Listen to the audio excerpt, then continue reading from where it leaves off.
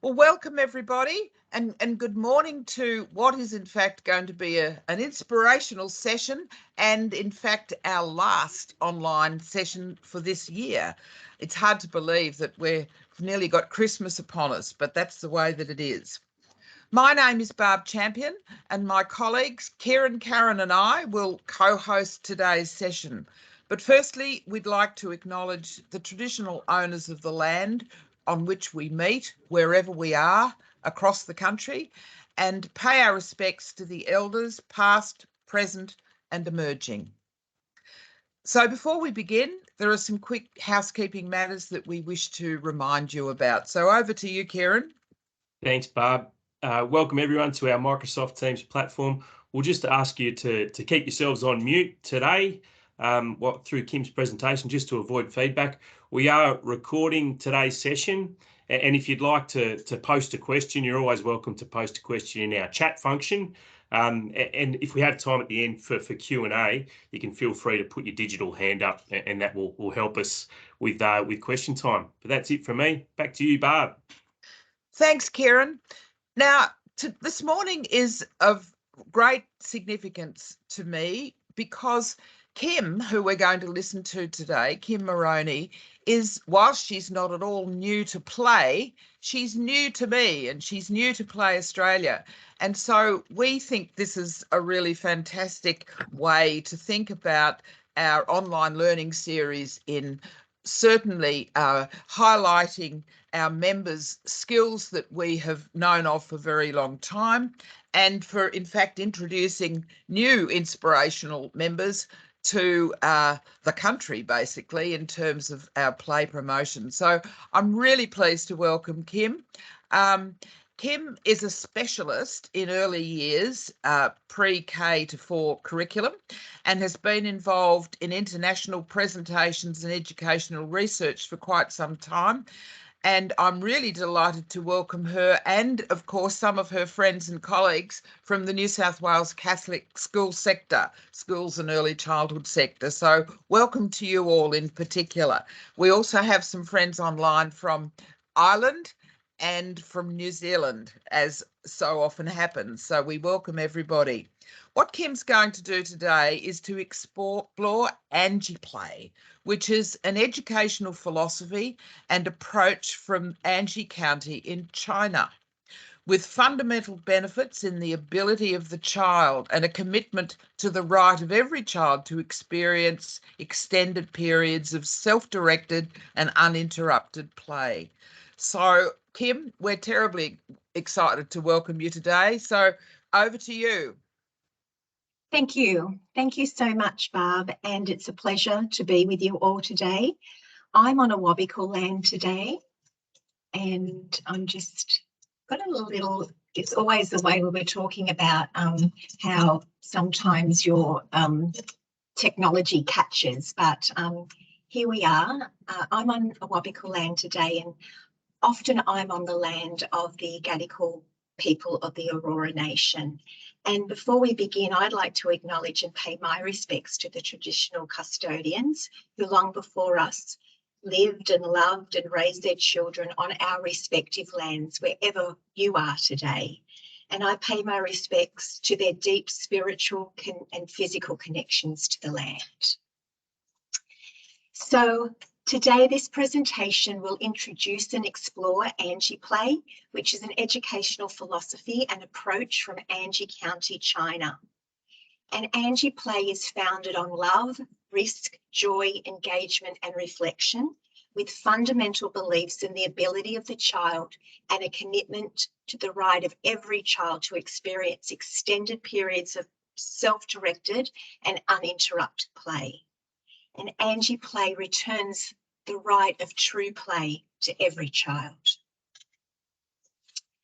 And before I begin, I want to thank Play Australia for this opportunity to be with friends and colleagues who honour and value play, people who strive every day to return the right of play to children, and people who advocate bravely and with conviction against a society which is often rushing childhood. And if you look at the Play Australia website, I know that I'm fortunate to be part of this online series, and I'm very grateful to be here. And I know that there have been many themes that have been running through the series, and I'm hoping that the themes of play for life and play builds brains and grows confidence and communities will all be present today.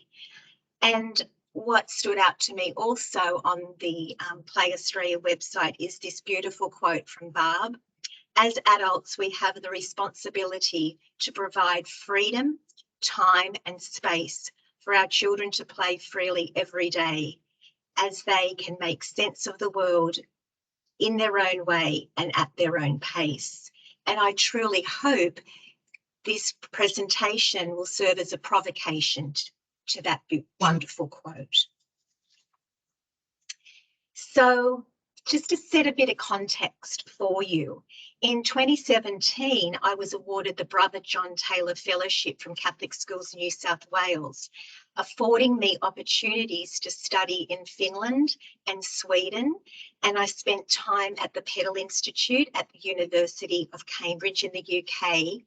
And finally, I spent time in China.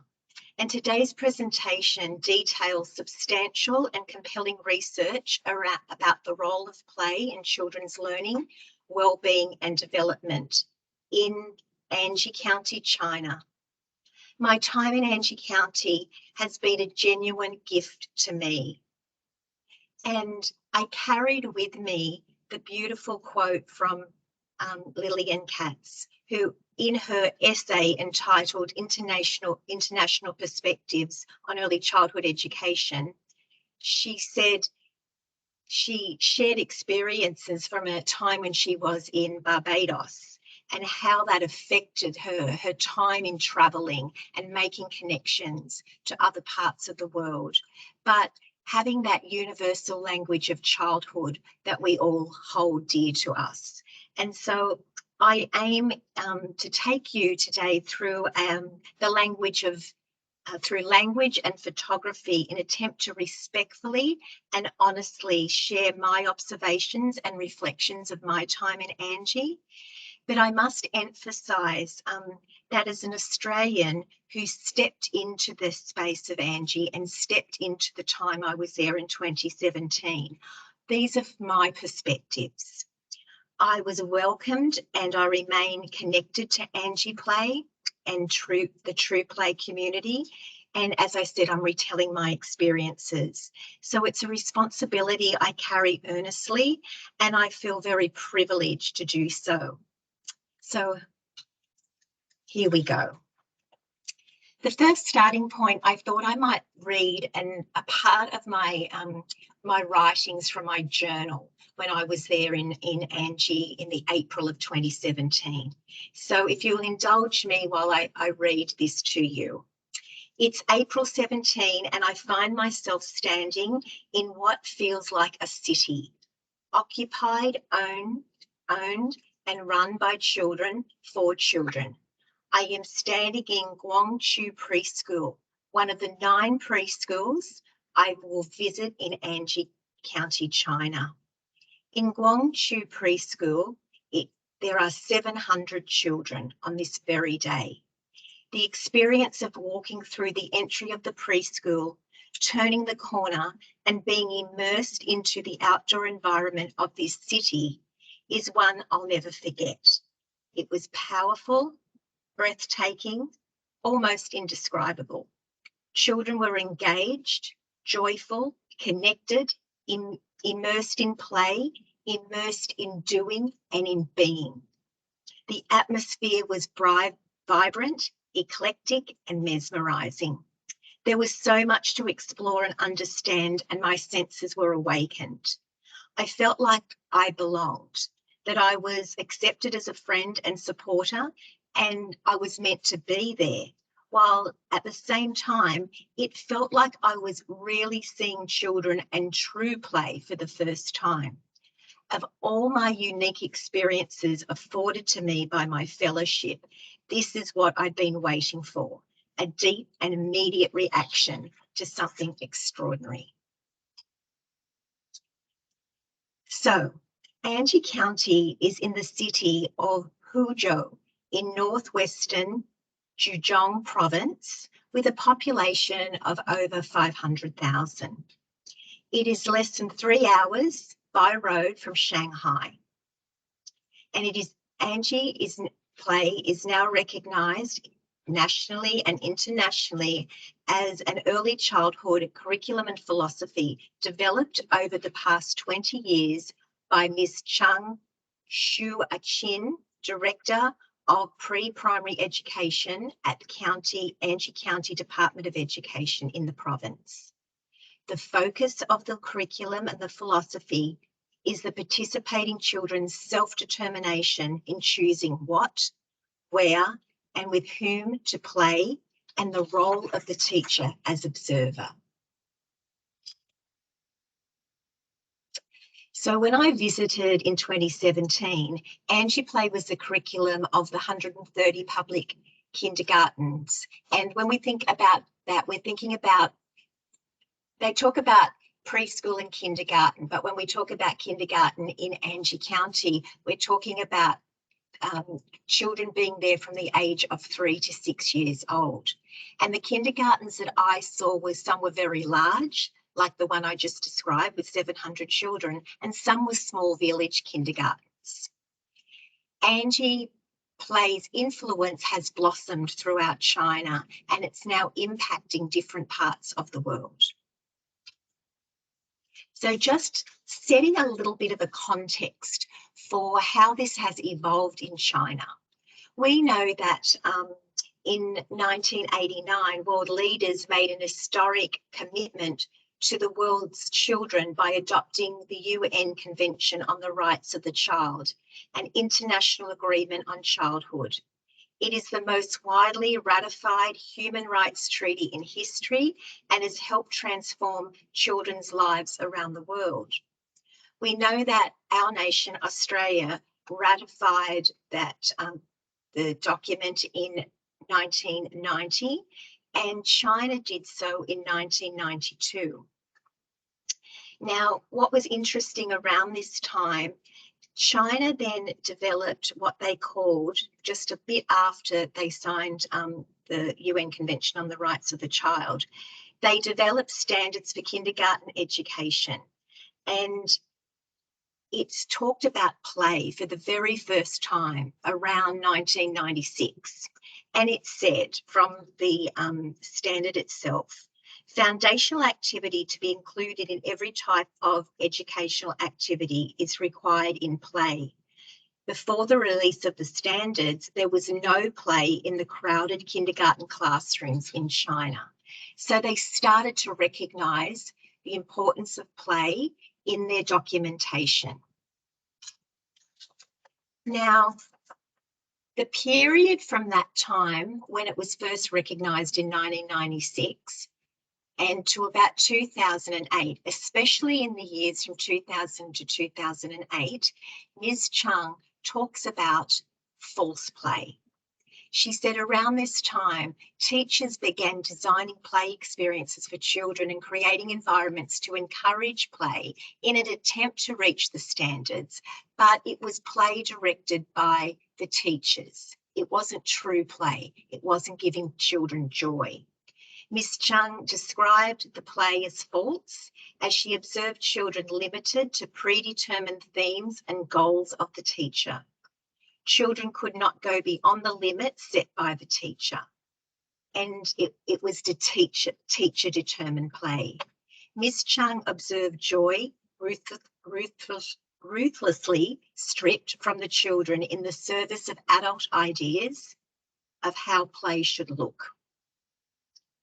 And then she started to think more deeply, and from about 2009, the true play of AnjiPlay started to emerge.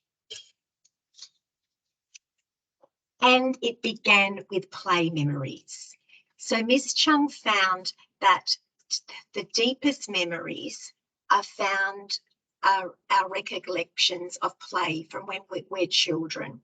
And she decided to think about her play memories. And in her play memories, they were defined with risk, self-determination, excuse me, and that their meaningful play took place on a grand scale. And she started to talk to a lot of people, her colleagues, about their play memories. In fact, when I was there in 2017, I was the only Australian in the group. There were people from the US, there were people from Bangladesh, there were people from other parts of China, there were people from Singapore, and we spent time exploring our own play memories. Excuse me. And what was interesting was that there were so many commonalities about our memories, even though we're from different parts of the world. So Miss Chung started to experiment. She began to introduce large, minimally structured materials and open-ended materials in the kindergartens in Anji. She started to think about what she did when she was a child and what others explained when they considered their play memories. She told her teachers to back off and watch, to observe what children were doing. And as the months turned into years, as she designed and refined the materials and the environments in her schools, and she started to develop protocols for observation and reflection, and that teachers being engaged with children, but from a distance, deeply watching them in play, stepping back and observing. Not an easy task. There were many, many barriers for her. So I've wanted to show you a whole lot of photos that I took. I can show these. I can't share the photos, but I hope that through the essence of looking at these beautiful photos and the environments where the children deeply engage in play, you'll be able to get an essence of AnjiPlay. Now, there are 4 core elements of AnjiPlay, and I just would like to make a comment here. I say Anji. If I hear Americans talk about Anji, they say Anji, but I naturally, through my Australian accent, I say Anji. But you can, when I'm talking to my American colleagues, I often refer to and say Anji, but it's okay.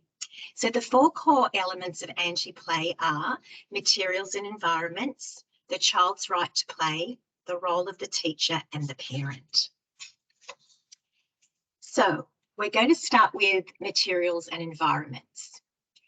There are large, minimally structured materials. There are open-ended environments.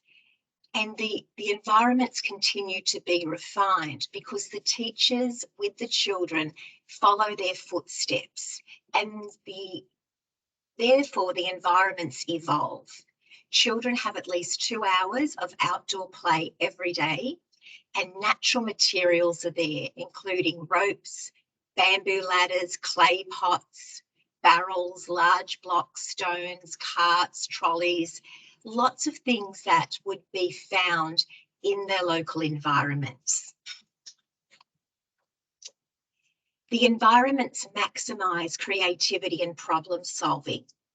There's absolute flexibility and accessibility for the children. And children challenge themselves at their own level of self-determined risk. And I would describe these environments as environments of freedom and of love. The materials are access the natural world, and that's a focus. There are no commercially produced toys, and the children truly care for the materials, and as such they learn about sustainability, recycling, ecology, self-regulation and responsibility. The children are in relationship with the resources, with the loose parts and with the environment. The children are totally responsible for this materials, including packing away, bringing materials out and packing away. And it's a process that involves a lot of cooperation, communication and teamwork. And the children take this responsibility seriously. There's a lot of coordination with the moving of large materials, and the children support one another in this process. So let's see if I can show you an example.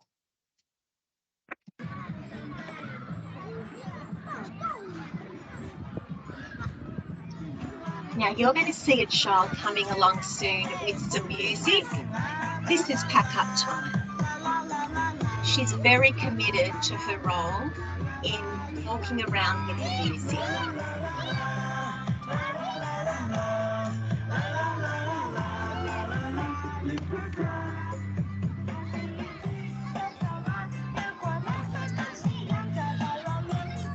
Very determined to help that child come out of the barrier.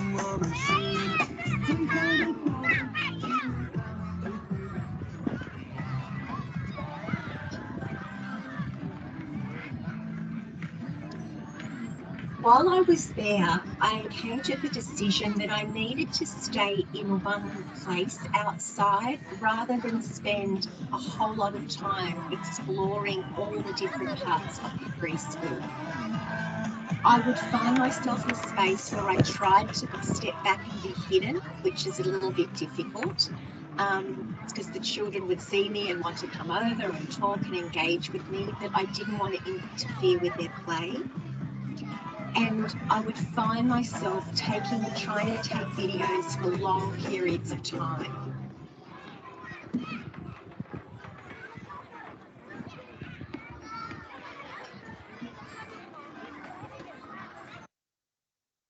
Oh, sorry. Here's another example.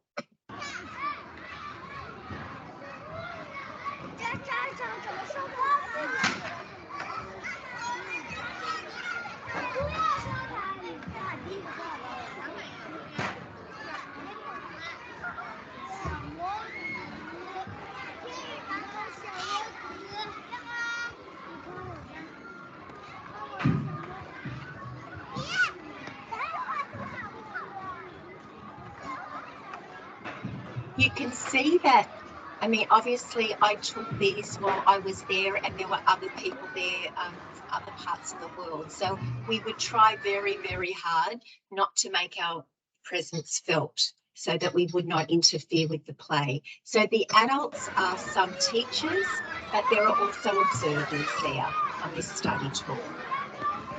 This is Miss Chung that you can see on the screen now. She is in relationship with children all across her kindergartens in Anji County. For me, in my mind, meeting her, I thought to myself, it's like possibly one day meeting, having a chance to meet Loris Malaguzzi. That's the impact I felt with her presence.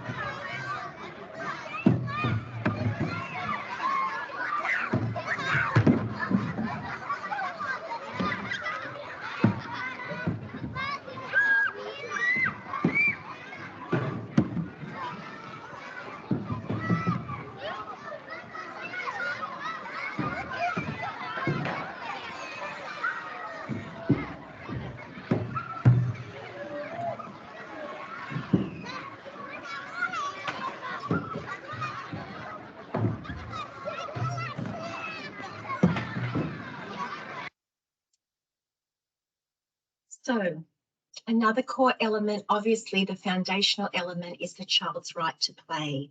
The most important aspect of AnjiPlay is that it returns the right of play to the child. It allows the child freedom, mastery, and self-awareness in the development of their own play. We call this self-determined play. Originally, play was the right of the child, but in the practice of early education, over a relatively long period of time and to a large extent, the child's right has been subject to control, even to the point of being confiscated from the curriculum. Play we know that play is a fundamental right and the basic need of all children. And Ms. Chung talks about regardless of where children live or their specific circumstances, the right to play flows from the rights to love, respect, and the trust of the adults in their lives. And constantly, when I was there, play was aligned to freedom, to safety, to acceptance, to understanding, to empathy, but especially to joy and to love. I'm just going to share some photos, and I'll just put them, flick through them. I want to kind of give you a little bit of time to observe that. Also, I've tried to put in as many as I can. These were all little hidden moments that I felt privileged to take. And for me, my experience, each of them I could tell a narrative about, because I spent time quietly and I tried to be gentle in stepping back and observing and capturing moments of that love, of joy, of freedom, of wondering, of creativity.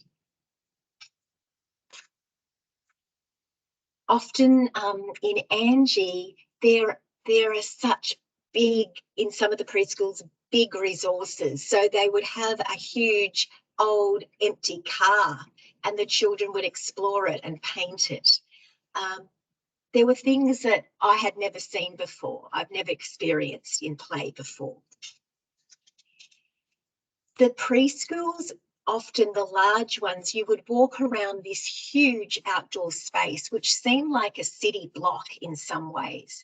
And the spaces, the huge spaces, had different areas. So often there would be huge sand areas. And then there'd be you'd wander around and there'd be another huge section of blocks and maybe another huge section of water play. And the children come out and they spend time in those different areas, but they can explore and move between. They have hours spent out there, so the play becomes more deep and sophisticated.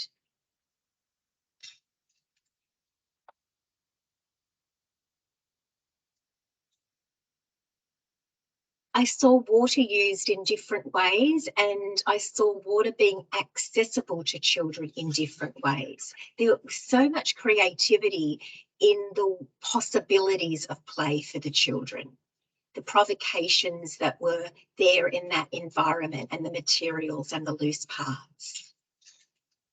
And there was always time for physical play, and there was time for quiet moments. And children, I observed children finding those quiet moments if they needed to sit quietly, because you can imagine the busyness of these huge outdoor spaces. But there were respectful areas for children who wanted to sit and contemplate and think and rest.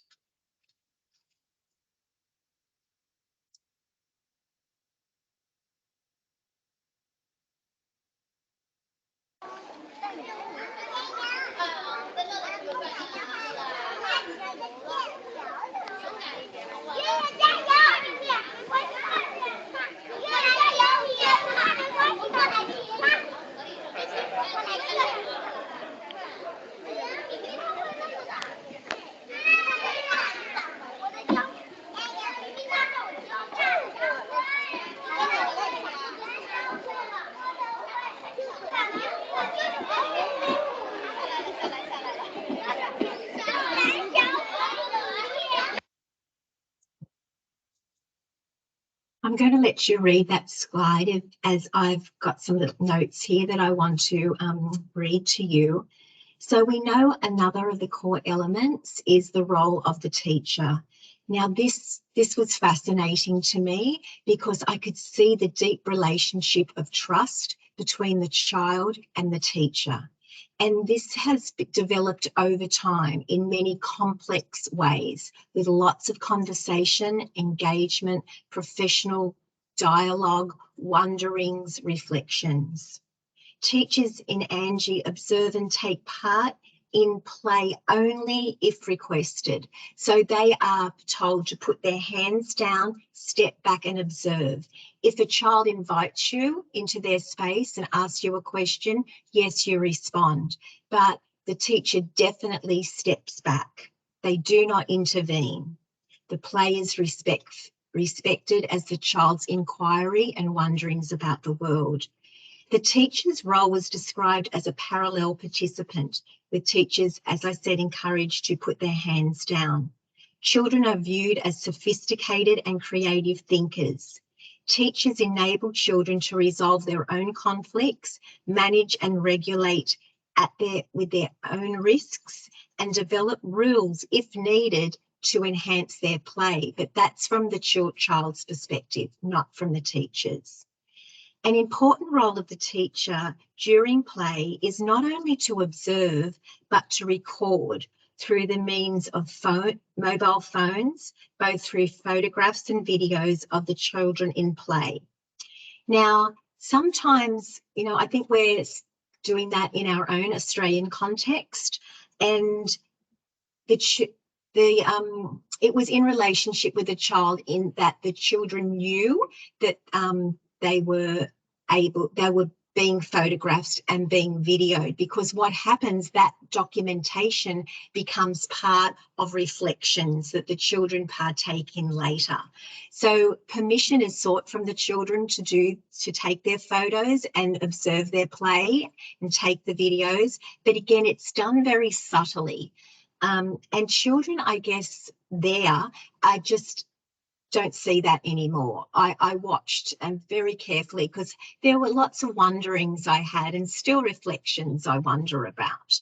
But I saw this done in a respectful manner, because later in the day there's a time called play reflections, where there's play sharing and play stories, and the teachers that have captured these moments reflect on these moments with the children. It's almost like a time of metacognition with the children, thinking about asking them to talk about their wonderings and their play moments and reflect on those and discuss those. So there's Miss Chung.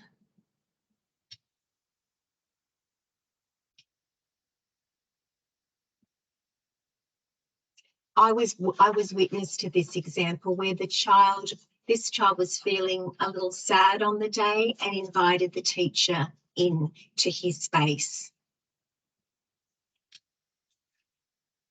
Now, I'm going to talk about this in a little bit in a few moments, and I'm looking at the time, and I can see it's 11:33, and I'm trying to get through as much as I can. There's so much to talk to you about. But just on this image here, children, in Anji, the foundation is the belief that children have the capacity for complex linguistic expression when they have complex, self-initiated, deeply meaningful experiences through play. And so there's opportunity for the children for the teachers to listen deeply to children and see them, and giving them lots of opportunities to express themselves through play. So what happens after that extended period of play, the children will come in for some time to share food together. They've been outdoors for several hours.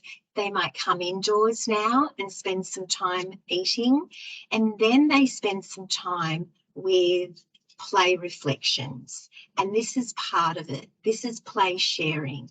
So the teacher would, with the child's permission, put an image up of a particular moment of play that day. And the children involved in that play recall moments.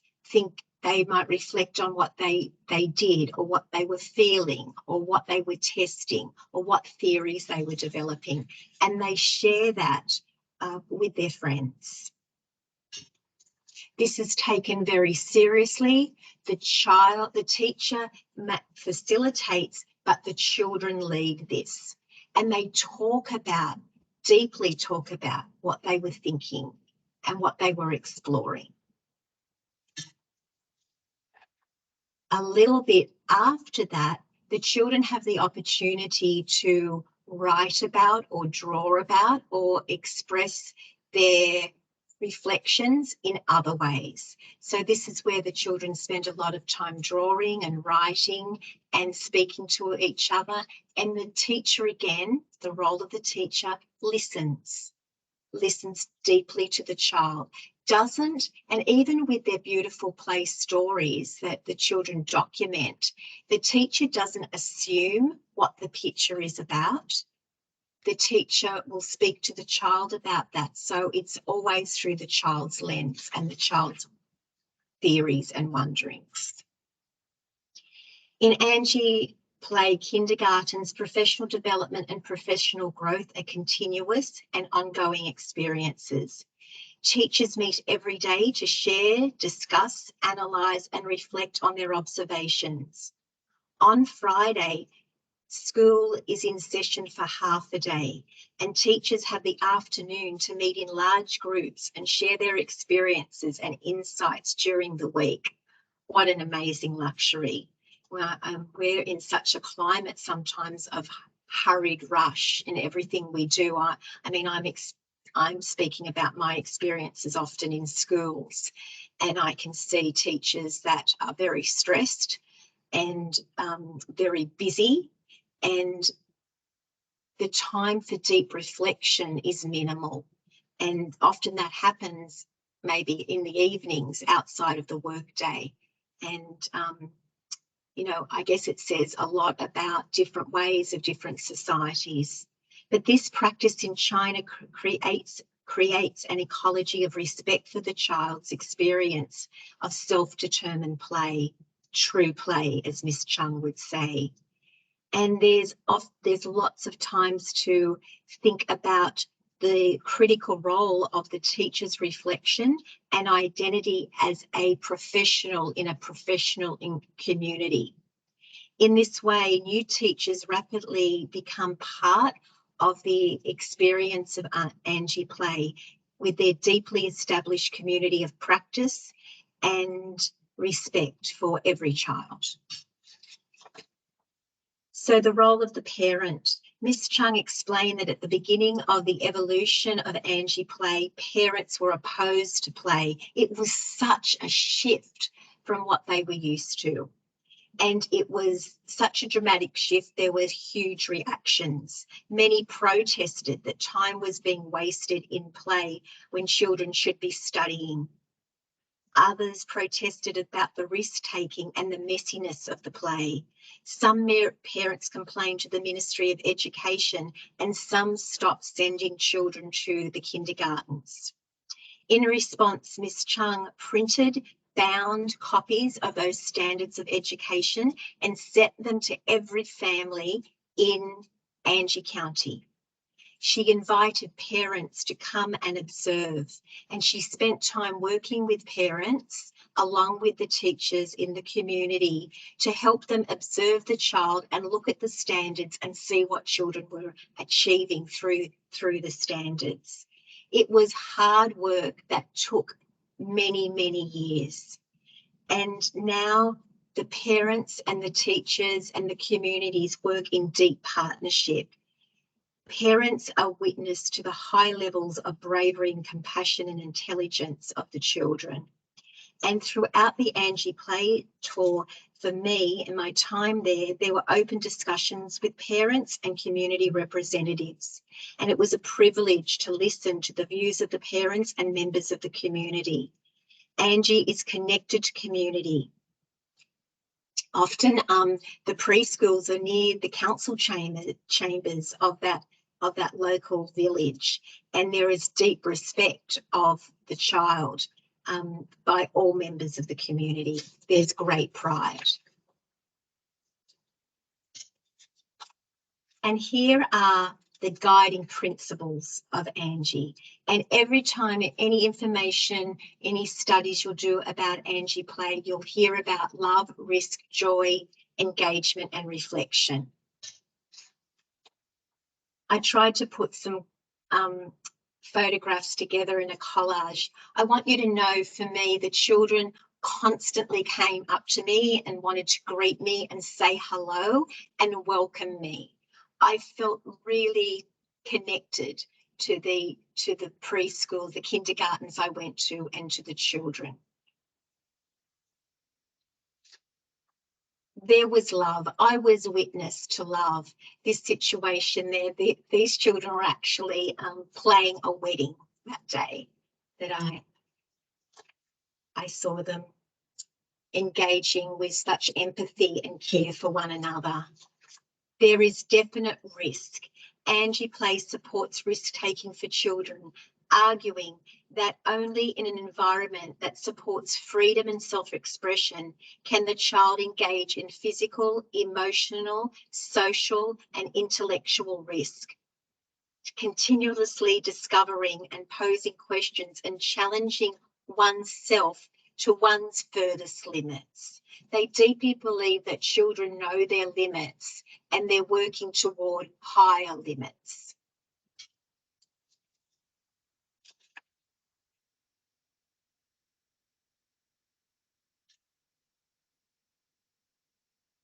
I was a witness to much risk-taking. These children are experts in play. They're experts in physical risk-taking. And some children choose not to do that. Some children may spend time in other parts of the kindergarten where they feel connected to, where their wonderings invite them along. That other children are very much interested in their physical risks that they can take.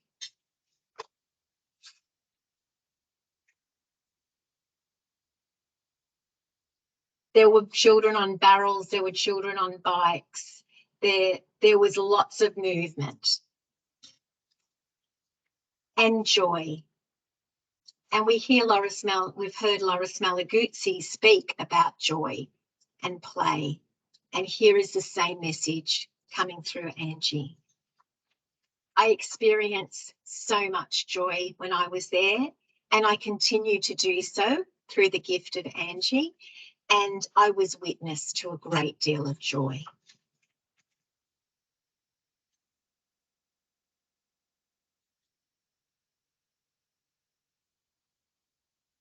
There was engagement, true engagement arising from the process of a child's passionate exploration and discovery of the physical and social worlds.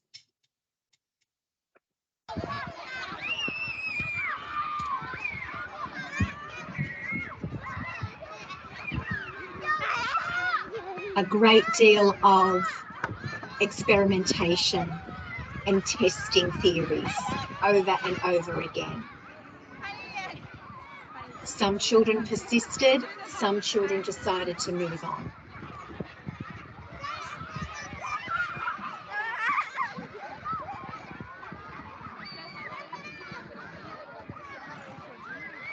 Again, as I said to you before, I took videos for a very extended period of time, and this video does go on and on.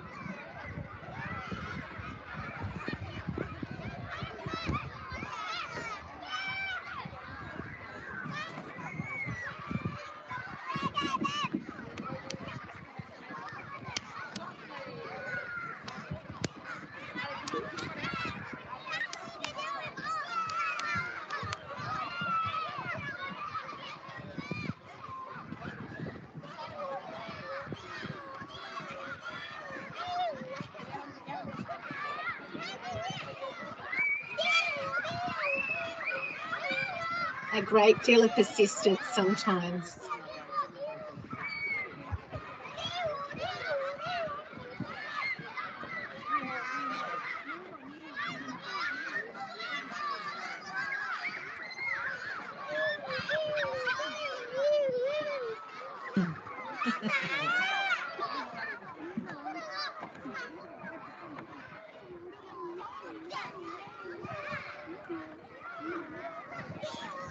I feel like I can't stop the video. We need a resolution.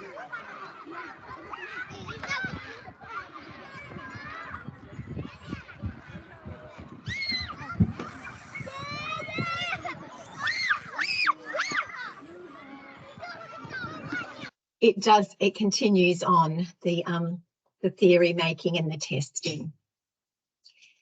Now, I guess for me, one of the most important points that I've thought about and I've used a lot since my time in Anji has been reflection, because this is, for me, reflection is something I think that we could do more of in our own spaces with children. And I know, again, I'm speaking from my own perspective of what it's like sometimes at a school with 6 to 7 key learning areas, busy syllabus documents and curriculum. And I know we've got curriculum form in the state of New South Wales at the moment, but there still seems to me to be a lot of content, especially in the K2 English and maths syllabus. So I worry sometimes, or I wonder, maybe I'm concerned that we don't spend enough time in reflection with children. And this was a provocation for me from Anji. It's influenced my work ever since, and it's made a significant impact on my pedagogy and my practice with the schools that I'm working with.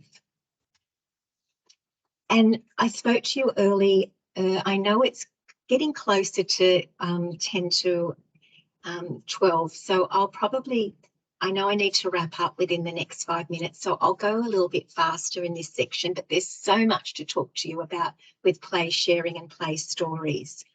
But experiences in interpretation and discoveries and insights and problems and conversations and feelings are expressed in Anji in a multitude of ways. And during this time, observation, reflection, expression, and technology plays crucial roles in the practice of AnjiPlay.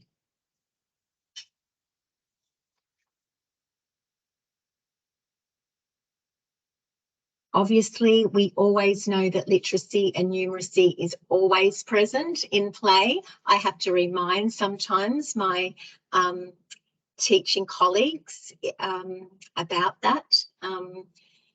And that the play stories definitely included the child's narrative of their experience, not the teacher's narrative interpreting the child's experience. I could talk to you so much about this moment. There was a heated discussion about gender equity on the play during a play moment from the children.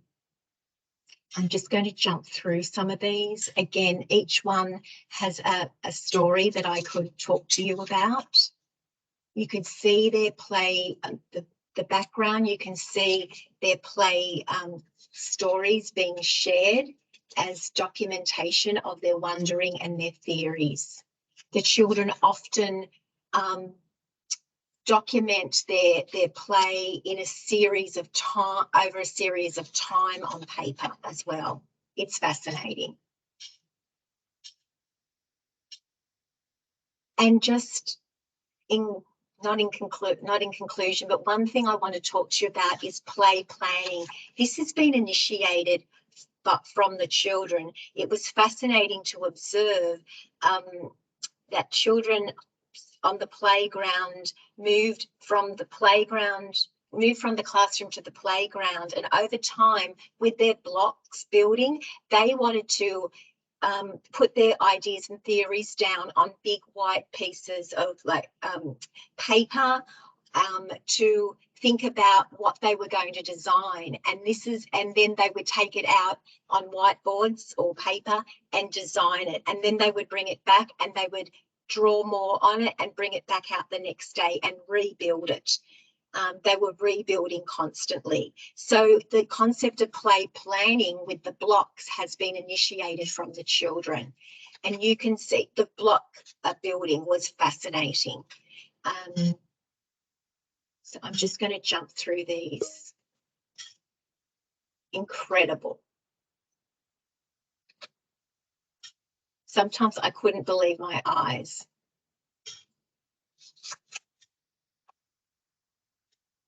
One day I was called over by some boys who were very excited to engage me and bring me over to what they were building, and the interpreter came and helped me because they were really wanting to tell me something, and they told me that they'd built me a hotel where I could stay and sleep, and they were very happy to tell me that it had a Western toilet in it for me. So I didn't have to worry. So we're heading to the conclusion now. Just a few updates, because I was there in 2017. AnjiPlay became the official full-time curriculum for all public early childhood programs in Zhejiang province in China in 2018. So we had AnjiPlay in the county of Anji County, and then it's moved out to the province. And my opportunity to have some time with Miss Chung, and Miss Chung's movement of true play and her teacher leadership has resulted not only now of it moving into a province, but it's been recognised to move out into other provinces in the country. Ms. Chung has visited the United States. She's been now to Bangladesh to present. She spent time in Denmark as well, speaking at different conferences. This is obviously all prior to COVID.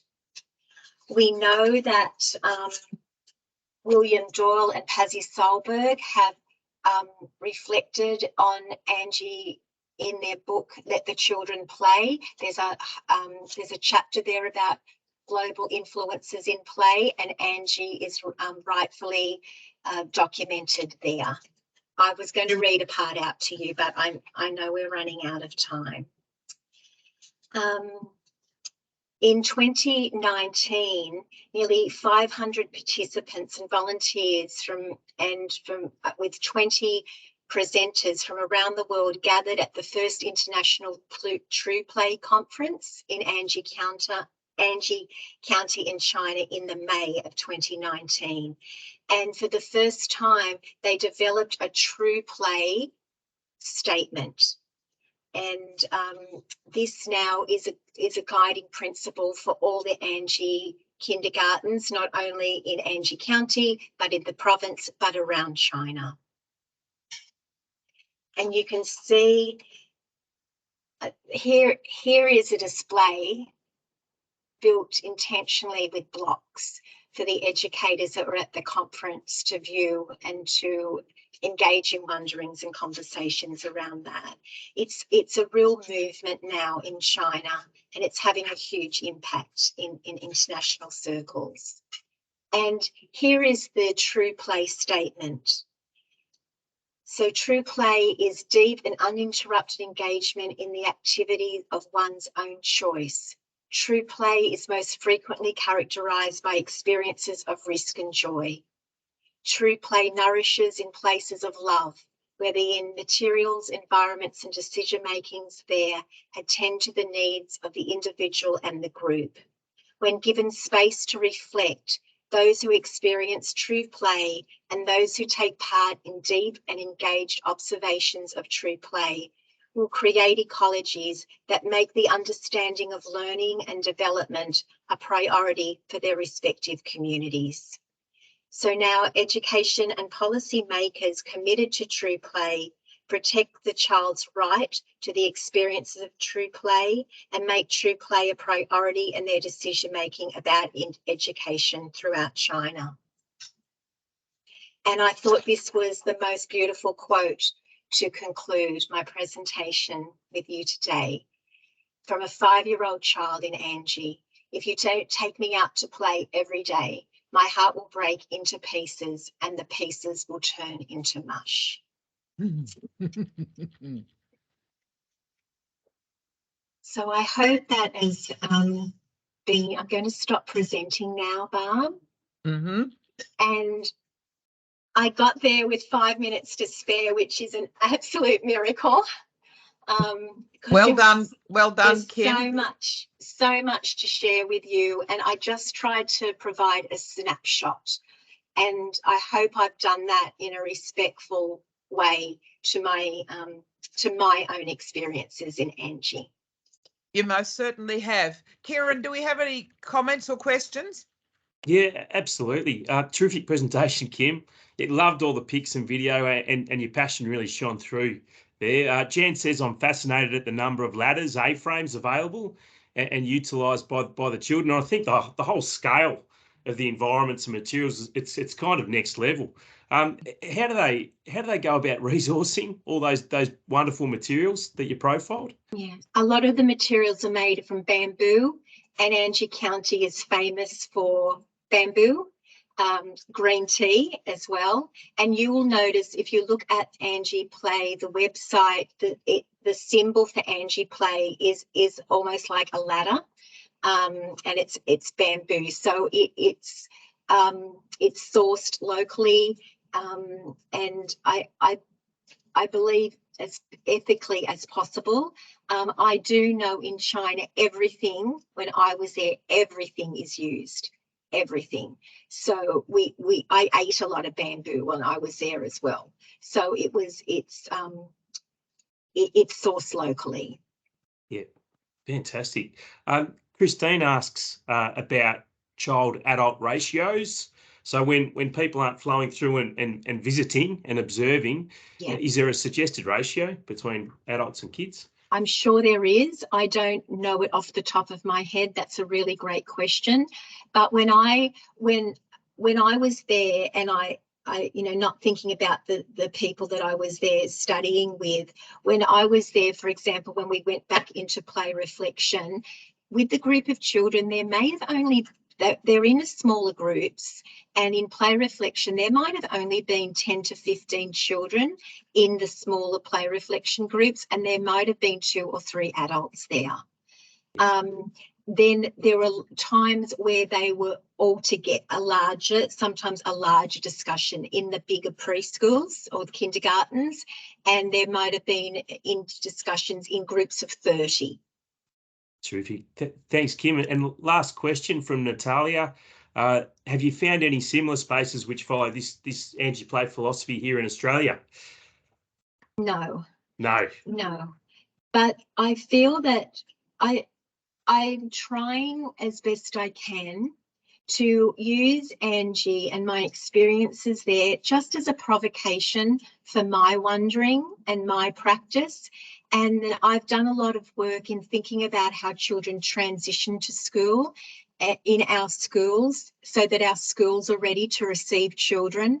And I've been working on projects, action research projects, whereby the children transition through play and extended periods of play in the first 6 weeks of kindergarten, and that play reflection is part of that.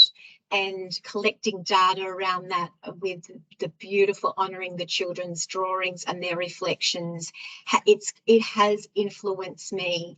I spent time in Reggio, and that has a huge impact on me and my wonderings and my thoughts and my dedication to children. But I would say that my time in Anji has been as influential to me. Amazing, Kim. I think we're really fortunate to have you working in the education sector. We need more of you. Barb, I might throw to you. Thanks, Kieran. To round out proceedings. Thanks, Kieran. My observations, Kim, are that there are many staff who work with children who do share this philosophy. They wouldn't necessarily give it a title. Yes. But the problems that nationally we face are the requirements of our systems and our governments and in our departments. So I think there are many in the early years sector particularly, far less so in schools, but there are many who understand the philosophy that Anji represents in making outdoor play in particular. And it was interesting, your entire session was really about what happens outside. And yes.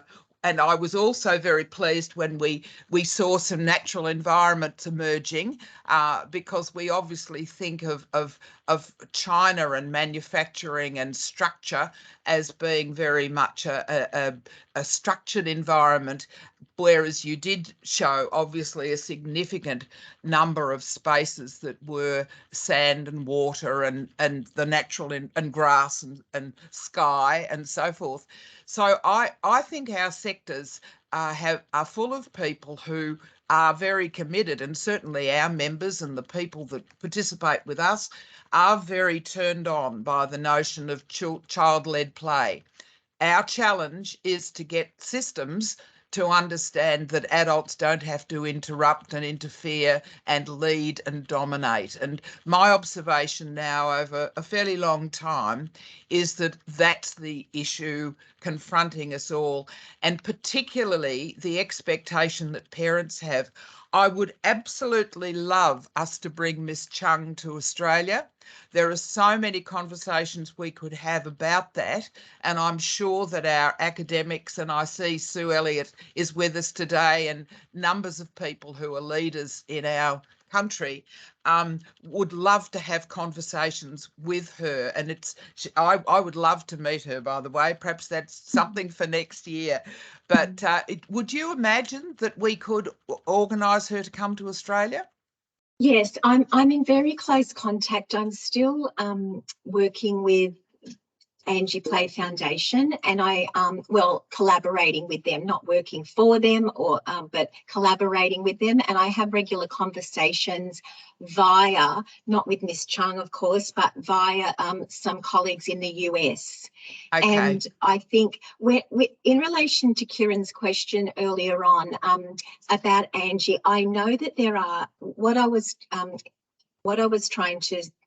I might not have articulated it properly, but in the US, there are some sites now that are experimenting with the influence of Anji in the physical environment with those, huge loose parts and some of the concepts around that. That's being kind of as a provocation for physical sites in the US. That isn't happening in Australia at the moment. However, I absolutely agree with you, Barb. I believe we are a community of people. There are so many of us out there who are passionate and striving for the child's right to play. Everybody in this at this moment coming into this conversation is doing that in their own ways and in their own communities. And we have so many people out there who are working so hard to advocate, and many wonderful environments and centres and schools and prior to school services are doing everything they can to respect the child's right to play. I would love one day Miss Chung to come here with her interpreter. Jessie is an American now friend who works with Miss Chung. One day it would be wonderful to bring her to Australia. Okay, and I think she would love that. Well, what a challenge! What a challenge for 2023. And she, I'm sure, would love to hear from our leading people too, and our people who run services about how we engage children in the outdoors in particular. Yeah. Kim, we could talk for hours. We've gone over time now. Thank you so everybody. much. It was absolutely wonderful. I can't thank you enough because, as I said to you at the beginning, it's a wonderful way to finish the year with an inspiration of your kind that makes us think about the future, not simply just reflecting on the past. So thank you very, very much. Thanks, everybody. We will be in touch in terms of the program for next year. And it is now 12:04. We're 4 minutes over, so we need to go. And if you registered for today, of course, you will get a message with some of the information that Kim has provided us with. So thanks, everybody. See you in 2023. Thank you.